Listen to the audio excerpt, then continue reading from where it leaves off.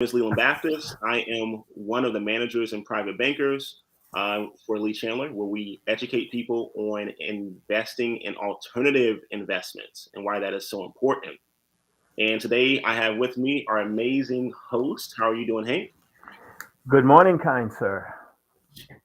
I'm uh, I'm good. It's sunny again here in Indiana.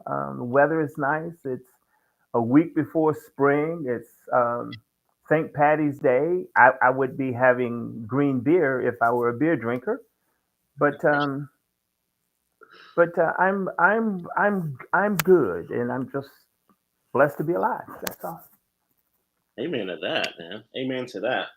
Well, Hank, as you know, we have a rate hike, Hmm. and I guess in reference to the headline that we have as far as how mortgage rates get made, um, can you give your experience of when you noticed or when you experienced higher rates?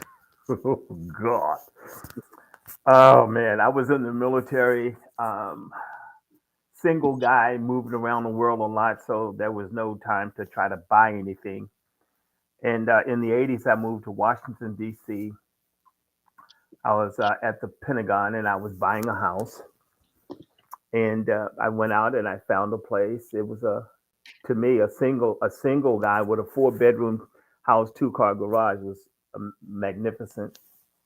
Um, the mortgage rates at the time were over 13%. I paid 13.25% for a mortgage. Wow. And but Leland, that's what people were paying if they were trying to buy property. And I did not buy a pre-existing. I bought a brand new house because didn't want to have any maintenance issues straight out of the chute. And and that was something that I saw nice older communities and all that other stuff. But I said, if I move into them, I may have a heater to go out or this, that, or the other, or I might need a new roof. And I said, I'm just going to buy new and then just not have to worry about anything other than the mortgage payment for all intents and purposes. And I was able to get that done. So today, I recently bought a house about 2 years ago, and my mortgage rates were about 3%, and I was overjoyed. And people go like, man, but you can get a, you can, but you can do the. I said, listen, when you have paid 13.25 and you get for three, you're happy, Right. you know. So I was pleased. So that's been my experience. I see stuff that's happening now, and people are getting anxious about something that they can't control. Okay. We cannot Um, control it. Yeah, they, that's they true. can't they can't control it.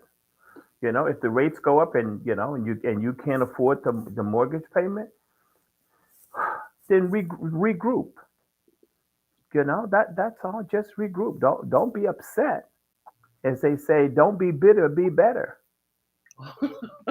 You know, deal with if the job isn't getting it done and providing the resources that you need, then you need to start thinking about other ways to do things. And I'm not saying go out there and get a gig job, but if that will make the difference for you, get a gig job.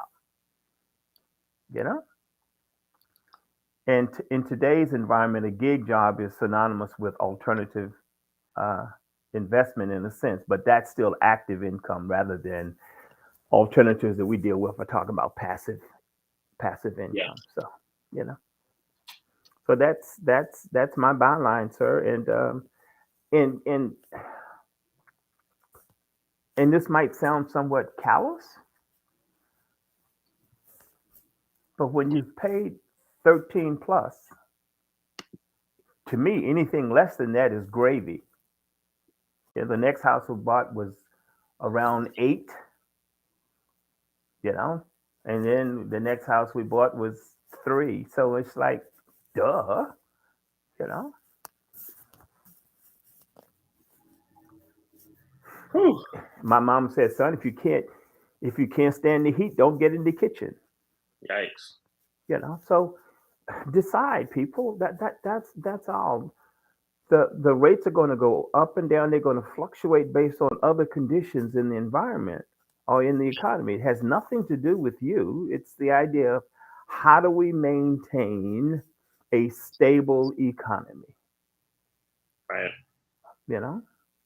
Um, wow. So let's see here. So real quick, just for anyone who's wondering, banks receive their money from the Federal Reserve. The Federal Reserve sets a certain rate. So let's say it's 2%. Then that Hmm. means that the bank cannot lend money less than 2%. A lot of times, the bank will try to pack in an interest rate or profit, and that's how we get our interest rates. But Leland, you remember? I don't know what it was yesterday. We were talking, and I was saying that doing the quantitative easing, Hmm. the prime rate was zero For a long time. for a long. So banks were able to get money from the federal government paying zero interest. But you and I couldn't go in the bank and get a loan for zero interest. Correct. Yeah, the banks are making money hand over fist. Absolutely. You know. So So don't blame the feds. Blame the banking industry. it's very good. Speaking of banking and paying bills, basically, um, some people are fearing that Russia will default on its debt. I mean, we kind of spoke on this a little earlier, but Hank, I mean, is this Mhm. realistic? Is this something we should be worried about? It will, if Russia does, it'll have a ripple effect.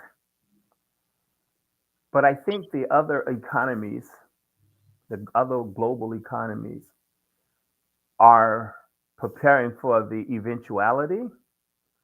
But I was reading an article that it might do that. Um, but I was reading an article today, and it says Russia claims to have ordered crucial bond payment as it seeks to avoid historic debt default. So Russia understands that if it does default, that the country in essence will go dark. They will not be able to borrow money. A foreign investment will not go into Russia. So there is certain dire consequences for what's happening in Eastern Europe, and savvy business people, other governments will be watching this and will not get involved, and Russia will be punished long term. If the conflict, in my opinion, if the conflict stopped tomorrow, there's still a debt to society that Russia will pay, and I don't know how long it'll take them to pay that. Interesting. So I do want to say this. It's very interesting that if or when Russia does do whatever, if they choose to default, they don't really have that much of a consequence than what they already have right now. Their assets have already been frozen. So if they default on European debt that is owed to some European countries, those European countries as a reaction would freeze Russia's assets. And what's interesting about this is that Russia already has frozen assets. Hmm. So Well, here's something that's also interesting because that's a two-edged sword. If countries owe Russia money, yeah, okay, Russia can't receive that money because all of its assets have been frozen. right. So it's not just the ability to pay its debt. They can't receive income from oil markets and gas markets and what have you. Those pipelines are now shut off. Which Hank, if that takes place in your Russia, then obviously the only thing you can do to generate income is to steal or take it from neighboring countries, i.e., having war.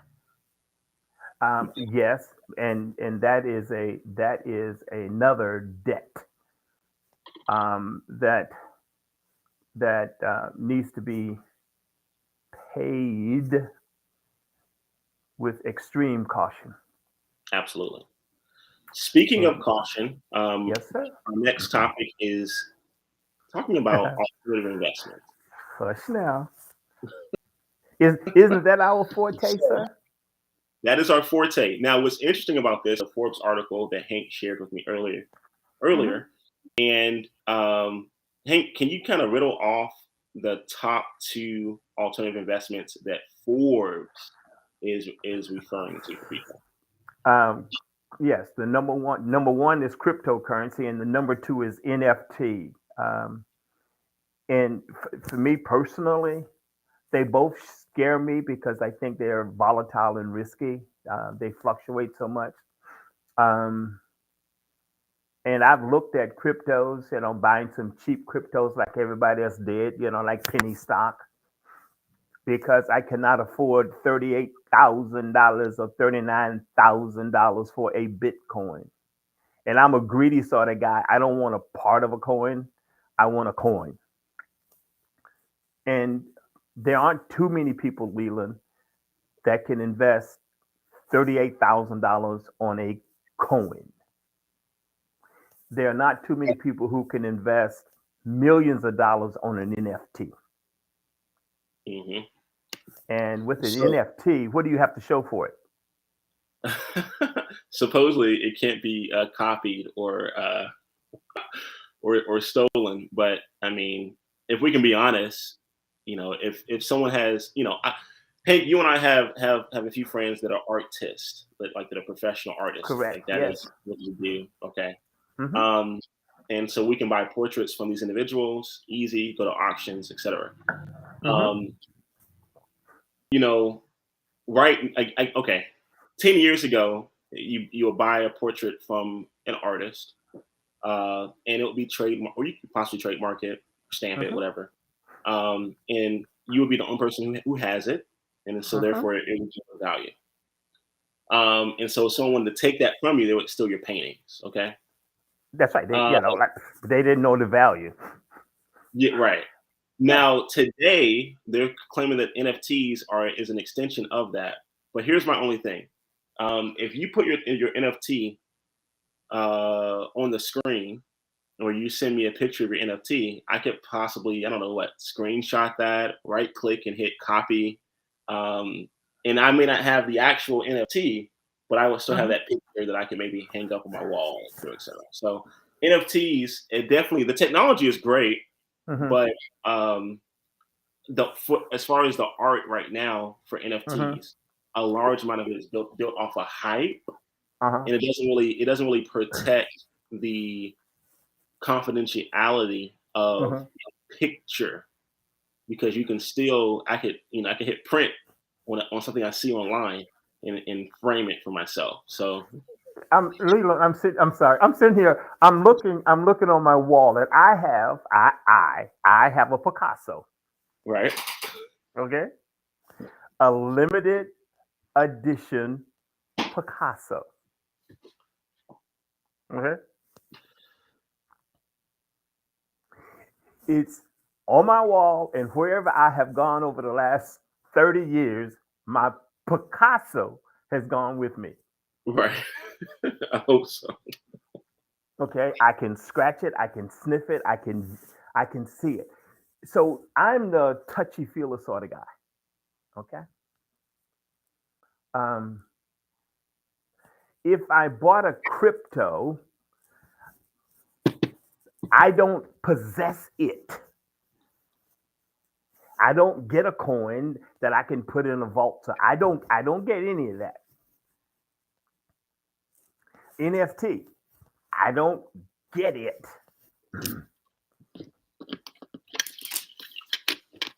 So if you're the type that like to scratch and sniff, then invest in something that you can scratch and sniff. Right. Okay. Totally preference. It's all about preference. Yeah, absolutely. But again, the two that I mentioned, the cost for entry could be exorbitant. It could be, and I want to put a little asterisk right there. Yes. Could someone buy cryptocurrency for pennies on the dollar? Yes, you can. Yes. Mhm. Can someone buy an NFT from, I don't know, Fiverr.com for $5? Yes, Mm. you can. However, the trends for many of these, as of right now, it's highly based on hype, Mhm. hype and exposure, and sometimes news outlets. So the value, is, as Hank mentioned, is going to be volatile. So again, they're riskier. I just found it very interesting that Forbes itself would put an article out where of all the alternative investments, there are literally, guys, hundreds of alternative investments, if not thousands. And of all of the alternative investments, Forbes ranked number one and number two to be the most riskiest. Mhm. Well, plus, Leland, I don't think people might make investments and it doesn't matter. The question there's this acronym called ROI, Romeo Oscar India. It's return on investment. Right. Okay. For cryptos and NFTs, you have to let it ride for however long. Like the stock On market. on some of the other alternative investments, you can be receiving income on a monthly basis or as you need it, Right. ongoing, long term, and you also have an appreciative asset depending on what it is that you buy or you That's invest in. Now, I do want to say something real quick for all the crypto heads, quote unquote. And I get it. Cryptocurrency has pluses and minuses. Crypto does allow something called stagging, to stag a coin, and it just means that they will allow other traders to temporarily use their coin or borrow against it. So yeah, a person could possibly do that as well, Hmm. but for the most part, as Hank mentioned, um, you're not going to put it this way. Um, Cryptos and NFTs, you would have to kill the cow to eat your steak. Other alternative investments, I like other, that. other alternative investments give you the benefit of having a milk cow. Hush So now. you can still keep the cow, the Hmm. cow can still graze, and you still have the ability for the cow to come in and you can milk its udders. Okay, Right. so uh, crypto and NFTs remind me much of a steer. I'll put it that way: a steer or a bull, where you can't milk it. Its only benefit, if it's not to breed, is to kill it and eat it. Unless you're a matador, I guess. Even that way, you're still going to kill it eventually. Yeah, absolutely. Well, and again, pick your poison. Your poison. There are multiple ways to make money out there. Do the research. That's all I say. Do the research.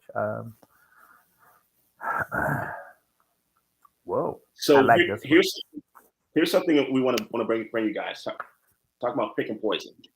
Hmm. Mind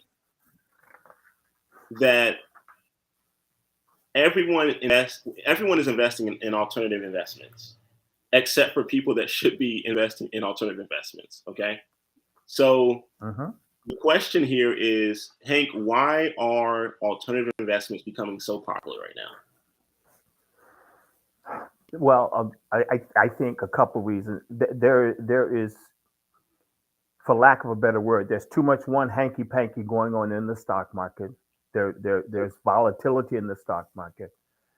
The market is being manipulated by the haves versus the have-nots, and the cost to pay or to play in the stock market and have significant returns on investment could be very costly. And somebody else is constantly managing your asset. Yeah, absolutely, absolutely. And So, Leland also, that some of the investments that or the traditional investments that people look at, they use terminologies that the average person could not, will not understand, like derivatives and futures and credit default swaps and like, duh, CDS, huh? okay, Yeah, you're right. you know, But hey, do you mind just reading a few of these quote unquote alternative investments? that's on the okay from the big list. Yeah, it says okay. They talk about commodities, and those are just your grains and your metals and basic materials. They talk about hedge funds. You got to have big bucks to invest in a hedge fund for the most part. And I mentioned derivatives. I don't even start me. I don't know what the heck that is. Collectibles. That if you like collectibles, you're talking about art, wine, stamps, classic cars, coins, and antiques. Like I said, I have a Picasso. And then there's real estate. And again, it talks about directly or through tax efficiency pools. So real estate is a sleeper. And Leland, I've said before, the big guys, most of the big guys that own real estate. Now, I know people say, well, wait a minute, they own 3 or 4 mansions or what have you. Yeah, but they also invest in real estate. And because they have owned more than one house, there are certain tax advantages that they can get from owning that $50 million mansion. Right. And then they talk about insurance risk. Um, and actually, Leland, if I may, I'm going to, um, another manager at lee-chandler and I are putting on some, it's an educational program that we'll be talking about traditional and alternative investments probably for the next few months. And for people who are following, they'll be able to have access. And I don't remember whether we're putting them on YouTube or exactly which medium we're going to be using, a platform we'll be using. But we'll just be talking a little bit more in depth about um, the pros and cons for the various assets or the investments that people might get involved with. And I think that's perfect. See, people need to understand something very, very closely. I know a lot of people are thinking when it comes to investments that the stock market is the end all be all, and that's not the case. That's not true. Okay, ladies and gentlemen, that's not true. Um, And for those of you who have financial advisor, financial planner that you are sending money to their organization, they're investing for you. I would ask you to let them know that you want to invest in some alternatives through them and see what response you get. hey, those guys, I'm those guys are going to be upset. They're going to say, wait a I, second, a client. I'm I'm not bashing them. I'm just saying that their focus, I believe, is strictly traditional investing. Yeah, Stocks, I started to say bonds, but stocks, mutual funds, and insurance. yeah, yeah. And a lot of times, it's not even the insurance the way that we're thinking about it either. Absolutely. You know, We're not using it the same way. and we're going to introduce you to a plethora of alternatives and we will educate you in the process. Absolutely. So, speaking of that, I want to um, kind of touch more on that real quick. Everything that Hank mentions right now: commodities, hedge funds, derivatives, collectibles, real estate, insurance risk. And let me say this: this insurance risk, these are insurance contracts. And here's an example of insurance contract. Um, and this is how crazy the world is when it comes to what we have right now in a capitalist society. America is a capitalist society, all right? So you Correct? see right there, it says insurance risk, all right? It says bonds linked to events that lead to insurance losses, such as natural disasters. Let me paint a picture for you guys. please, All right, please, sir, please. let me show you guys how this works. Before 9/11 took place, the owners of the buildings that happened to be demolished during 9/11, they ironically happened to hike or pay their premiums in full a day or so before 9/11 took place. Wow. meaning that as their buildings were destroyed, they were paid 50 times what the building was worth. That is considered an alternative investment. Another picture. The forest or the forests that live they live. So the forests that are in California, for example, periodically, there just so happens to be a wildfire that happens. Okay, and if you happen to own the acres in or surrounding those wildfires, your insurance is going to pay you 10 times what your quote unquote losses would have been for I think it's like a 10 or 12 year set of time. In other words, let me paint a picture. Let's say you have family that owns property in West Virginia, and your family owns 10 acres in West Virginia where there's nothing but timber on it. Okay, and you temporarily have a contract to sell your timber to International Paper. I know this because I used to work for International Paper. This is what I did. Okay, we would go to these families and have an agreement and say, hey, we're International Paper. We're going to go ahead and pay for the next 5 years to have access to your timber. We're responsible for cutting it down and shipping it out. We're going to take it to our paper mill, and we're going to make paper. We're going to make soft paper out of it, basically. Things like toilet paper, women's tissues, things like that, right?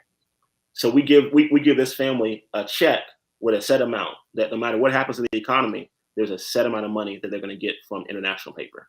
Okay, that was what we did as Fiber Supply Associates. Then that family, they now have an agreement, okay, with International Paper. That family can now take that agreement and get insurance on their land by saying, hey, the next 5 years, International Paper is going to pay us, let's say, $200,000 for these 2 acres of timber that we have, and so therefore this agreement is worth $200,000. All right. If, God forbid, someone were to set that timber on fire, International Paper would lose out on that agreement, but so would that family. But that family could have had insurance on those acres of land for 3 times as much. Wow. So, okay? Wow. So when you're hearing things like wildfire, or better yet, hurricanes, all that stuff, yeah, people are getting paid off of that as well, and those are still considered to be alternative investments. That's taking insurance on your assets, and the premiums are not that significant because people don't expect natural disaster or catastrophes to happen as opposed to driving an automobile on a daily basis. Yep. That's amazing. I wasn't aware of that, Leland. It's alternative investments. You have so much latitude with longitude and latitude.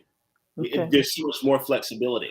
With the stock market, you might have futures and options and a call here, a call, put there. You might have, and the ability to still capture some gains, but it's still going to be limited. Alternative investments allow you to do that. Here's another one. I don't know if anyone who's ever listened to Dave Ramsey. And whenever you listen to people in reference to financial advice, what you want to do is you want to listen closely. And again, I've been an instructor for Financial Peace University and other stuff too. And here's what I'm getting at. In one of Dave Ramsey's courses or talks or stage talks, whatever, he mentions how it just so happened that a few of his rentals had burned down. Okay. He mentions that his tenants didn't have renters insurance, so they were stuck. They were SOL. All right. But he mentions that he himself had insurance on the buildings that burned down. And that because he had insurance on those buildings, he was able to capture 2.5 times the value of the properties. Okay. that again is another example. Mm-hmm. With crypto, you don't, as of right now, we don't have that full insurance ability. That if someone were to steal your crypto, et cetera, you will have some type of loss and replacement, all that stuff. A lot of times right now with crypto, if someone hacks your wallet, you're SOL. It's done for. And it's Um, been happening too. it's been happening a lot, yeah. Yeah, it has been. So again, you want to be aware of that. But as Hank mentioned, collectibles, right? Art has that ability.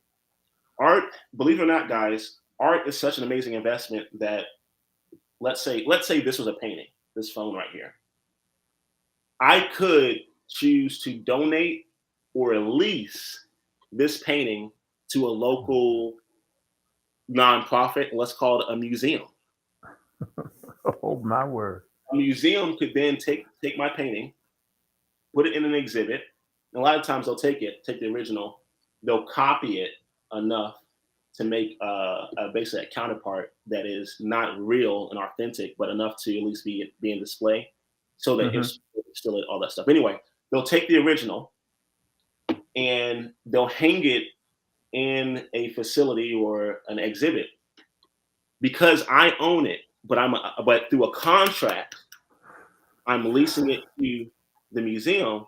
The museum is going to pay me on a monthly basis for me leasing that art to them. Mm-hmm. And then if they and then that's why, for example, when there are exhibits, you might go to the art museum today. They may say, "Hey, listen, this is the last day that this exhibit will be here. After Mm-hmm. that, we're taking this exhibit to the Getty Museum in Los Angeles, right?" Well, Mm-hmm. now Getty, which is going to pay me money. So some museum in Cincinnati would pay me money, then Mm. Getty would pay me money, and so forth. Okay, Wow. and the art itself has its own value. It's already valued, right, by a third party, normally Sotheby's. Mm-hmm. Ironically, let me say this real quick. Here's a quick little hint. Sotheby's will value your art and host an art auction and also list your properties. By properties, I mean your real estate properties. So just let that sink in, how that works out. Okay, so Sotheby's will still pay, will give it a value, and Sotheby's might even give me connections to other art institutes that want to put mine in display. Mm-hmm. That's a wonderful hookup, Leland. It's amazing hookup, and if you wanted to, again, you could quote unquote donate a couple of months to a nonprofit. You can donate your art for a couple of months to a nonprofit, and it becomes a write off for you. And in the meantime, you have insured your property so that if it's damaged, destroyed, or what have you, you are protected. You're protected. You're still able to have that same contract on the property, on the art, as you would for the timber.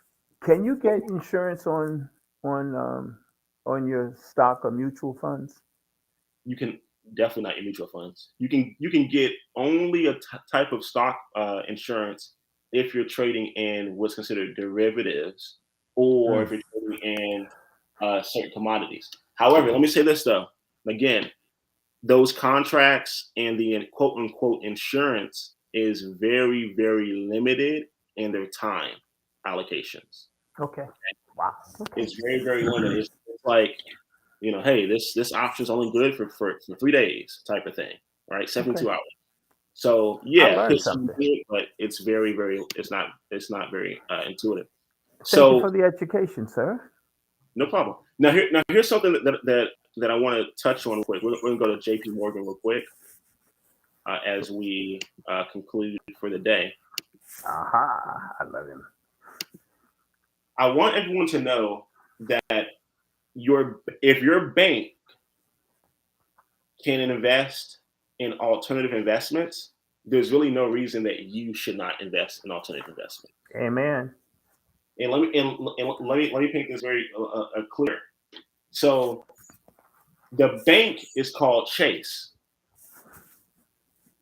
but the entity that invests in alternative investments is called JP Morgan. The bank is called Chase, but the entity or excuse me, the bank is called Bank of America, but the entity that invests in alternative investments is called Merrill Lynch. Your banks invest in alternative investments the most. Mm. A lot of times someone will say, well, Warren Buffett doesn't, only does the stock market. Guys, you need to understand basic financial analysis and basic financial statements. Warren Buffett buys the actual equity of the companies that he invests in. So Warren Buffett is not, for example, on E-Trade or something like that. Okay, Warren Buffett is talking to the CEOs or the chairman of board, and they're giving him Class A shares. They're giving him true equity of those companies. He He's has not buying. ownership. He's getting He's got ownership. real ownership. He's got real ownership. He's Okay. not buying the derivative of a derivative of a derivative of a derivative of a industry multiplier.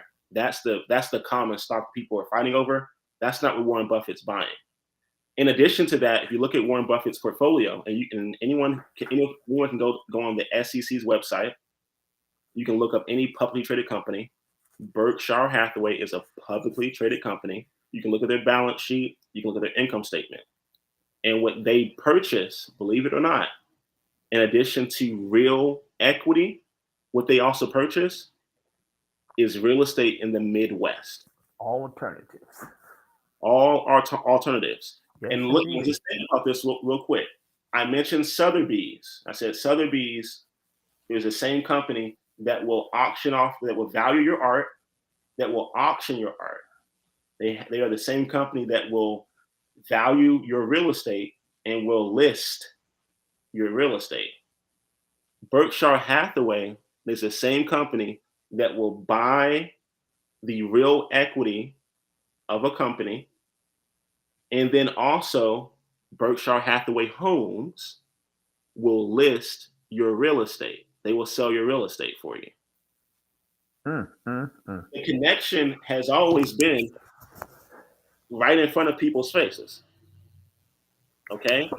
So JP Morgan, although it is under Chase's umbrella, JP Morgan is where the money is coming from. Because JP Morgan is the one that is looking just for alternative investments. That's Wow. the acquisition arm. Wow. Wow. Leland, I'm saying wow. Because I've been hanging with you now for a year and a half. And when we have these discussions, and though I think I'm reasonably astute, you're presenting information that even for me, light bulbs are going on because I think we hear, we see, we think we know, and that is a casual acquaintance introduction to things because in our minds, well, hey, we don't need to be involved with A, B, C, D, E, F, G, and these guys are making money hand over fist, and then they are sort of influencing where we spend our money. They're influencing how much of our money we spend, and because they are doing that in their advisory roles, so to speak, or public, or their public information role, they're making money on the information because we're investing what they tell us to invest, and they already have equity in those particular vehicles. Hank, Back to vehicles. I'm happy that you mentioned that, right? Because guys, if it's good enough for your bank to do, Mm.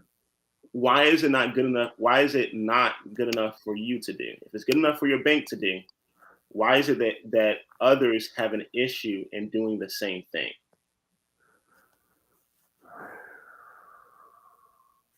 It goes back to me. It's just lack of information, or we become comfortable in our discomfort.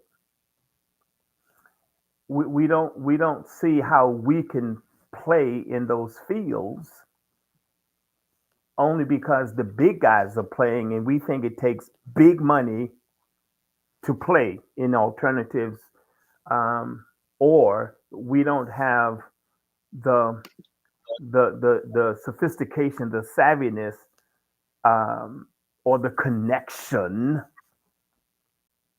to expand our horizons financially.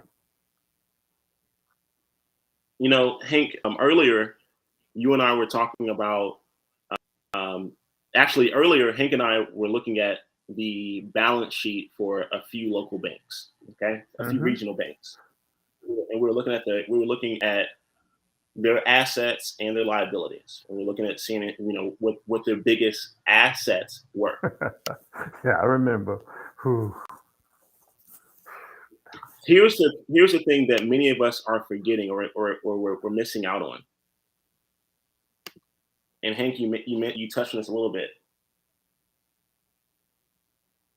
When a small business, a business that's not on the stock exchange, when they go to apply to be on the stock exchange, they reach out to J.P. Morgan, not Chase.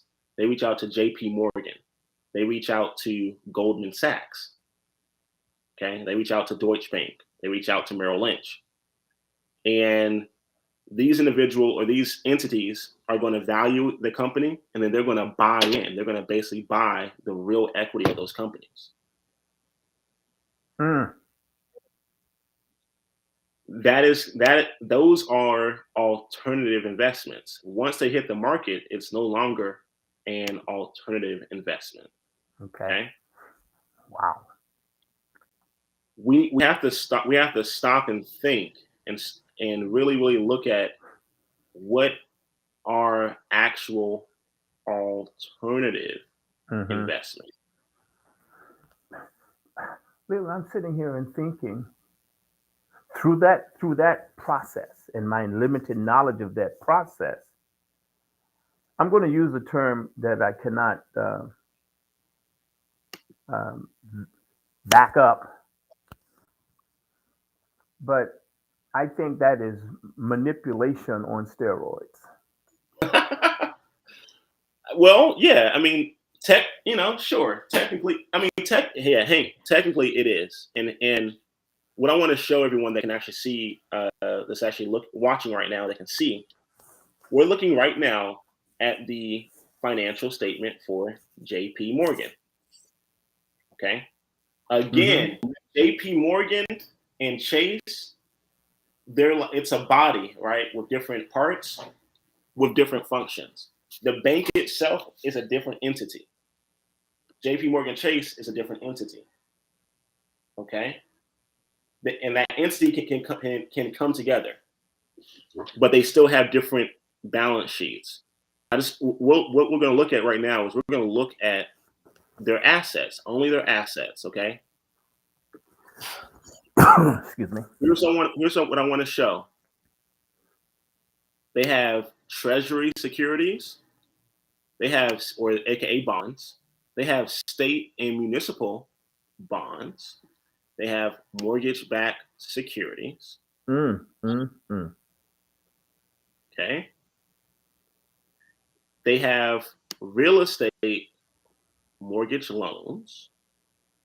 They have industrial and commercial loans. All of these are assets. This is under their assets. These are not liabilities, these are assets. That means that when someone signs paper to become a borrower or to pay them over time, Yes, Lord. paper is an asset. When someone gets a mortgage for, let's say, $200,000, that mortgage, that piece of paper, that's an asset, but it's not worth 200,000. It's worth 200,000 over the 30 years plus an interest rate.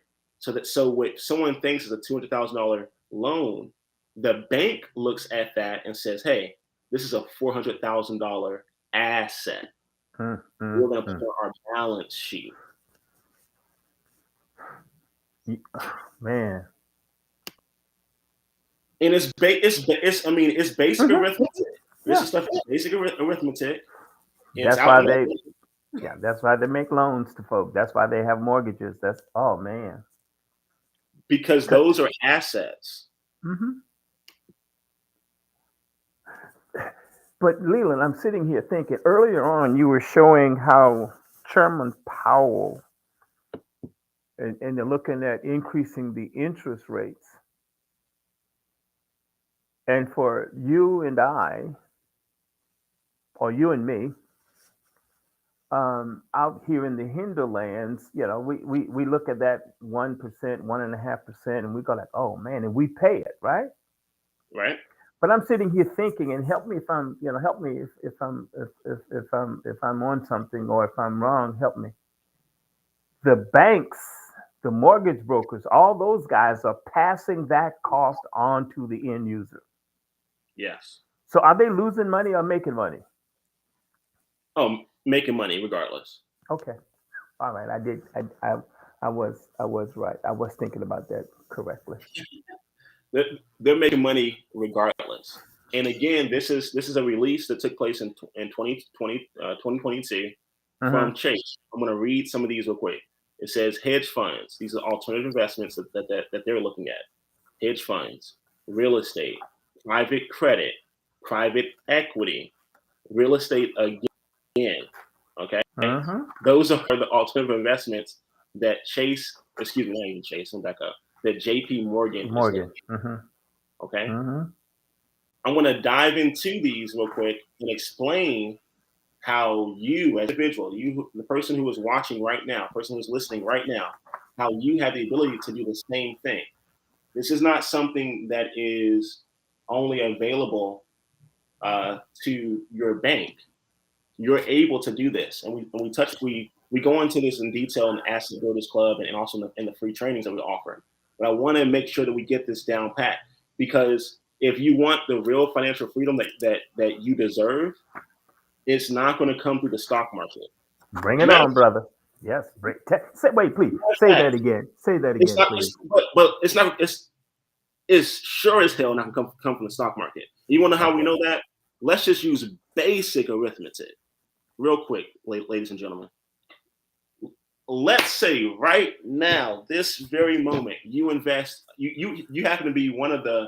You happen to be luckier than a lottery ticket winner. You take $1. You put it in the stock market, and let's just say 10 minutes later, it turns into $100,000, just like that. Okay. Let's just pretend that all that happened. All right. Boom. You have 100,000. Your 100,000 is still going to be in the market. Does that make sense? And it's going Mm-hmm. to be in the market until you take it out of the market. Okay. When you take it out of the market, Uncle Sam, come April of next year, or if you're smart, come the end of the month or the end of the quarter, Uncle Sam is going to want 30% of that $100,000 gain. So now you're down to 60. Here's the thing with that 60,000 that you got. The 60,000 doesn't make you any more money because it's out. Mm-hmm. Mm-hmm. It's the example of when I mentioned having cattle.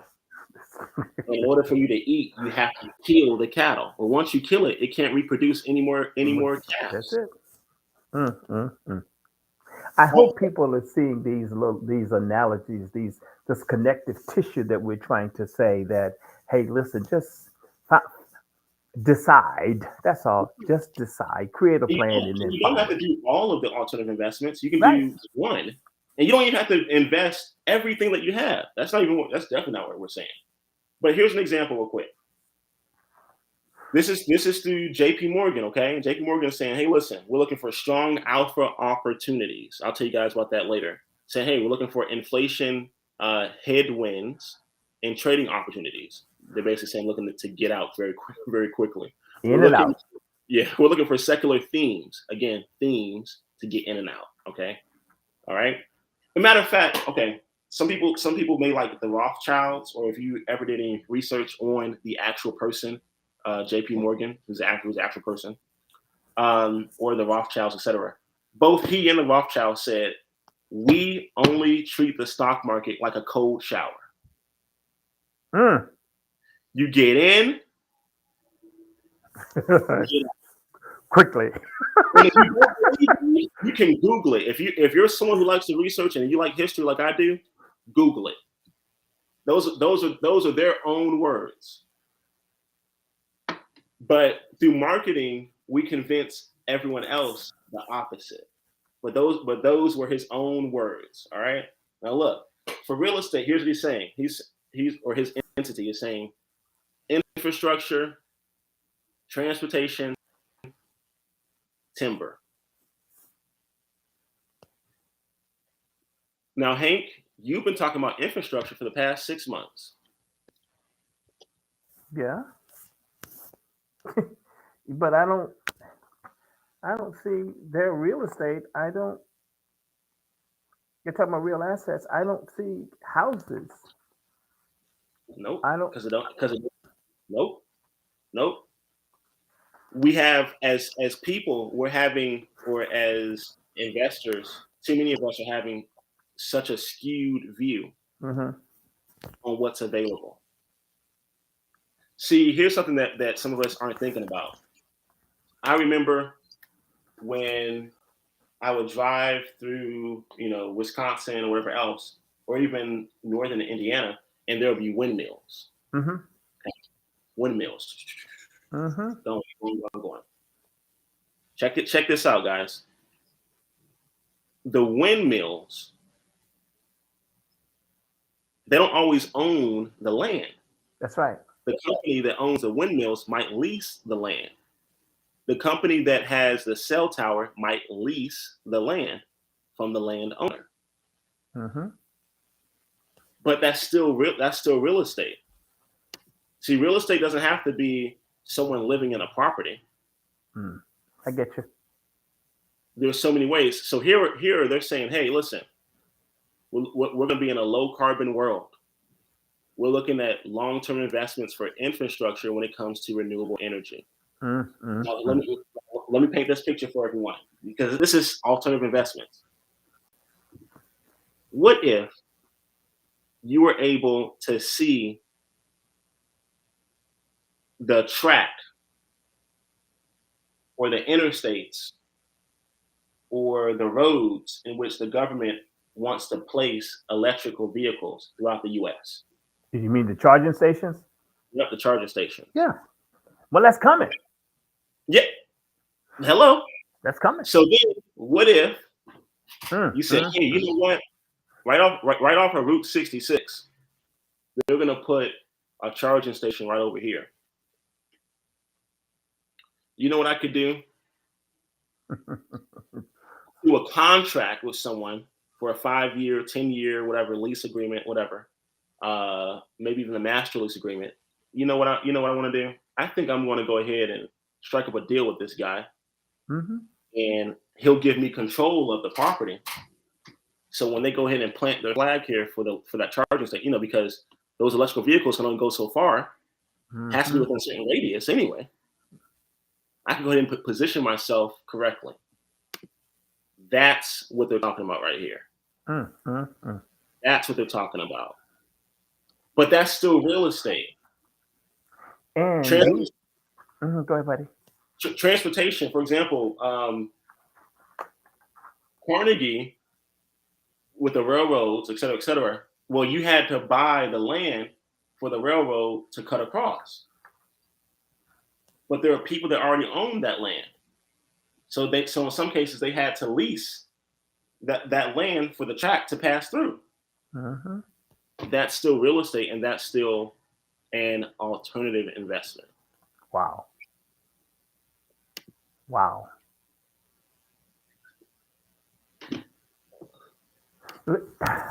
Leland, as we sit and talk, and again, I use the analogy peeling layers of the onion. We're constantly exposing people to the sweet nectar of the center of the onion. Okay, and that is that opportunities abound. All you have to do is to decide how much money you want to invest, how long you want to invest, and then find a suitable vehicle for you that meets your expectation. But there are ample opportunities. And again, decide. You don't have to decide today, but do some research and then decide. And if you don't know anybody that you can talk to about some of the stuff that you want to do, um, like you call 911 for police or 444 for information, call lee-chandler for, hey, we'll have a 5 or 10 minute chat with you or half-hour chat with you. Um, and hopefully we can give you some insights on some things that might be possible based on what you're looking to do, what you're hoping to achieve for yourself and your family. Because we're not going to try to talk you out of anything, but what we want to do is to help you to do what it is that you want to do in a time frame that you want to do, so that at the end of the day, it's yours and not somebody else's. One thing I'll say as we're ending, because I know we're cutting it close. This article here by J.P. Morgan has a lot of great alternative investments. Mm-hmm. And if you take the time just to read it line by line, you're going to see a lot of great opportunities that are available. A lot of the things that we help the members of Asset Builders Club and also our private banking clients with is understanding the importance of both private equity, private debt, and real estate. So private equity, private debt, and real estate. And even if you look at this article, under private equity, the first bullet point, I'll highlight it right here. You have to know that JP Morgan has always, as long as the stock market has been in existence, they have always looked to participate in what's considered to be pre-IPO opportunities. Mm-hmm. Okay, pre-IPO opportunities. Now, what's great is that every one of us, thanks to the Jobs Act under the Obama administration, every one of us has the ability to participate in pre-IPO opportunities. And it doesn't have to cost an arm and a leg. It can be as little as $100. As Actually, little excuse me. yeah. I was talking to an investment friend yesterday, and and I was giving him some information as to what I've been thinking about of late. And this guy is willing to hold my hand and help me to navigate some of the stuff that I'm not familiar with, because I got out of the market, as I said, some time ago, and I just haven't played in that arena. And I'm thinking about doing something that, from the pre-IPO perspective, that I can just basically put in the trust and just let it ride, so that my grandkids and my great grandkids can say, "Boy, I'm so glad Daddy Hank did this." That's right. Absolutely. I also want to say this too in reference to trust. If you guys look up the details of the banks in general, the banks are trust, Mm, TRUST. That's why they have a bank of trust. That's why they have a board of trustees, or the bank's trustee, is because they are a trust, which has many, many benefits when it comes to investing, many, many benefits when it comes to liability for assets. It has has lots of protections that protection, other right? entities do not. Okay. But Ha- again, these are things that we help our private banking clients with, but also that we educate and teach the asset builder community with as well. All Yes, we right. do. Yes. So I know we don't have all the time, and maybe what we can do, Hank, is maybe for our next live discussion, we'll actually just go through the different press releases, or investor press releases given JP Morgan, Deutsche Bank, Goldman Sachs, so that we can begin to paint the parallel of what institutions are doing in reference to alternative investments, and what others, i.e., the average person, the layperson, is not. Because Okay. I want to say this in closing. They mentioned private credit, which is private debt. Um, you right now, any person could strike up a deal with an investor, with a landlord, with a tenant, whatever, You can strike up a deal and you can say, hey, listen, I'm willing to do this for that.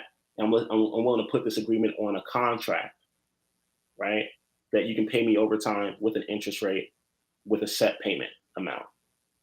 My friend, if you do that and you do it correctly, you have it notarized, and you have all your I's dotted and your T's crossed, you have just created an asset on your balance sheet. Yes, Lord. That is what we need everyone to understand, and it doesn't cost you any money to do that. You It can have makes you money. it It makes makes you you, money. Yes, and it it's makes you nothing money. more than paper. Paper with I would paper with signatures will make you money, and it costs you nothing. thank you, sir. Wow. Yeah. See you Wow. guys on